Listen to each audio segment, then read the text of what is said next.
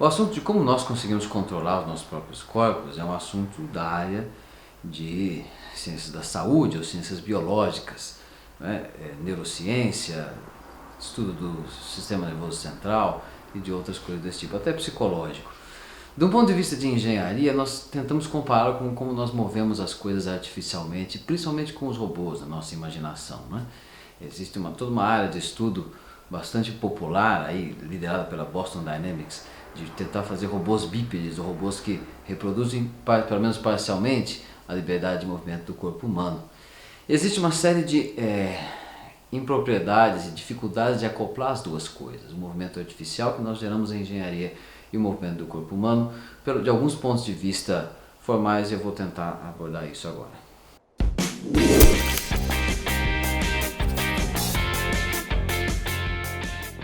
O estudo de como nós controlamos o nosso corpo é bastante extenso, tem várias visões, né, da medicina, da psicologia, de áreas da medicina, de áreas da educação física, da fisioterapia e assim por diante.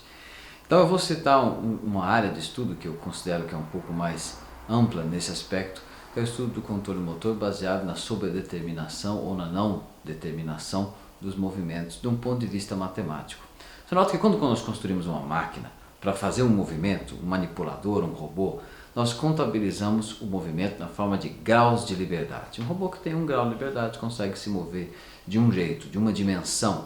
Então, o conjunto dos pontos que ele percorre no espaço é determinado por apenas um número. Então, um robô que tem apenas um motor, ele move em 1 grau de liberdade. Com 2 motores, ele percorre um conjunto no espaço que é planar. Ele consegue percorrer um plano, ainda que esse plano seja curvo, torcido, mas ainda que essa superfície seja curva, torcida, ela é de 2 dimensões. E assim por diante, um robô que tenha 3, 4, 5 graus de liberdade vai percorrer um espaço associado às variações desses motores. A questão então é que para posicionar um corpo no espaço, um ponto no espaço, uma tarefa, um robô que faz solda, um robô que movimenta alguma coisa, ele precisaria, em princípio, no máximo de 6 atuações, 6 controles de posição. Por que 6? Porque a posição de qualquer coisa no espaço, de qualquer objeto no espaço, é determinada por 6 números. 3 números que determinam a posição e outros 3 que determinam a inclinação, a rotação em torno dos 3 eixos. Então a postura ou pose, algumas pessoas tentam traduzir do inglês, pose, né? Ela é determinada por 6 números. Então um corpo no espaço tridimensional tem 6 graus de liberdade. Mas você vai notar que muitas vezes você pode usar apenas 6, se for bem construído, ou mais do que 6 motores para obter a mesma posição, para fins de distribuir forças, para fins de conseguir mais precisão. E se você notar no nosso corpo humano, então a coisa é uma baderna. Porque para qualquer movimento no espaço, para posicionar uma coisa com a sua mão no ar, você usou dezenas às vezes de graus de liberdade associadas aos vários motores que você tem, que são seus músculos. Então você tem muito mais do que 6 músculos para posicionar um objeto no ar. Então existe o problema da sobredeterminação. Se você escrever isso matematicamente, as equações que dão a necessidade, as equações diferenciais que determinam a necessidade de posicionar um corpo no ar, e todas as equações que dizem respeito à posição dos músculos, você vai ver que você tem um problema de sobredeterminação. Você tem muito mais variáveis do que incógnitas. Então a solução, existem infinitas soluções. Tem muito mais variáveis do que determinações, então você tem infinitas soluções que dão a mesma posição. Intuitivamente você já consegue ver que existem infinitas posições do meu braço, da minha mão, em que eu conseguiria posicionar esse prumo do mesmo jeito no espaço. Então como que o corpo decide isso é assunto da teoria de controle motor, que está em amplo estudo até hoje, em várias áreas dos esportes ou da reabilitação, e existe algum início, alguma primícia de contato disso com o controle motor de robôs sobredeterminados, com mais motores do que o necessário para fazer alguma tarefa, embora isso ainda seja bastante incipiente. Um trabalho fundamental que começou essa área é do começo do século XX de um camarada chamado Bernstein. Ele estudou os esportes ainda na Rússia e outras atividades corriqueiras, e o exemplo mais clássico dele é de um ferreiro forjando alguma coisa com um martelo, batendo. E ele notou, por uma série de medidas, na época ele não usava as tecnologias de hoje, que são marcadores retrorefletivos ou acelerômetros, ele simplesmente colocava umas luzes com fio para testar a pessoa e fazia um filme hipersensível à luz para acompanhar quadro a quadro várias fotos do movimento das pessoas. bastante trabalhoso. E ao fazer isso, no exemplo da pessoa que martelava uma peça para ser conformada, ele observou que uma pessoa experiente ia adquirindo uma alta precisão na tarefa final. A batida ficava bastante uniforme, tinha uma precisão bem apertada, uma variação bem baixa. Já os movimentos dos músculos do corpo e das outras partes, a variação era muito maior. E a variação às vezes não diminuía. Inclusive existe até um efeito de aprendizado, que é de que a variação, quando você está aprendendo, ela tende a diminuir a variação do movimento, mas quando você aprendeu e ficou bom no movimento, a variação começa a aumentar, mantendo a tarefa final com baixa variação. Você aprendeu a fazer e começa a testar outras estratégias de controle motor que dão o mesmo resultado ou até melhor.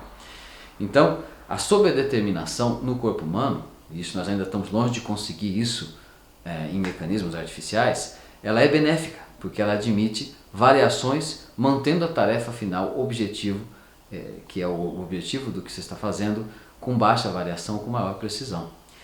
Para tentar abarcar esse conceito, a literatura desenvolveu o conceito de variedade não controlada ou de superfície multidimensional não controlada. Essa é uma tradução minha do que eles chamam de UCM, Uncontrolled Manifold. E o que diz respeito a isso? Se você escrevesse as equações, se você escrever as equações cinemáticas do movimento, no exemplo de uma pessoa batendo o martelo, você vai ver que você tem muitos graus de liberdade devido aos ângulos que as suas articulações podem mover, ainda sem nem considerar individualmente os músculos, só os ângulos das articulações.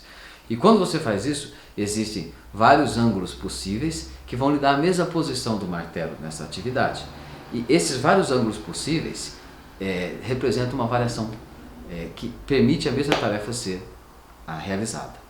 Então, a avaliação de um espaço multidimensional, o espaço de variação dos ângulos das várias articulações que realizam a tarefa, você avalia quais são as direções em que contribuem para a tarefa final e quais são as direções que não contribuem para a tarefa final e, portanto, admitem variação maior. Isso é uma análise feita em várias dimensões, no espaço das articulações, ou seja, no espaço dos graus de liberdade de movimento do seu braço, existem as direções em cada instante que contribuem exatamente para a tarefa e as direções que não contribuem. Então pode haver oscilação e variação que ainda não afeta a tarefa e, portanto, é uma variação benéfica. Essa região, esse subespaço, em termos de geometria analítica, você lembra de álgebra linear? Lembra lá das suas aulas de álgebra linear? Se você não lembra, revise lá, certo? Quem não sabe álgebra linear não tem como estudar ciências exatas.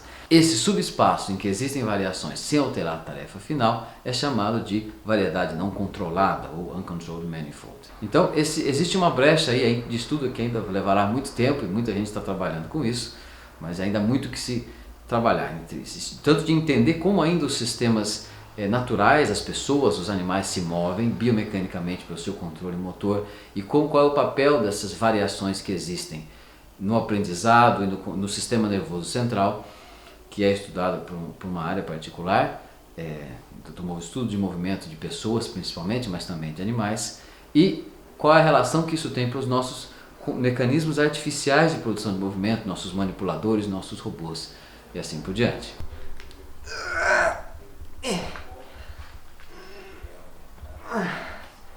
Então quer dizer que por mais que eu esteja repetindo o movimento, ele nunca é o mesmo? Exatamente. Se você gostou desse assunto, gostaria de vê-lo aprofundado, com mais detalhes, faça um comentário aqui ou então assista nossos outros vídeos e se inscreva no canal. Muito obrigado pela atenção.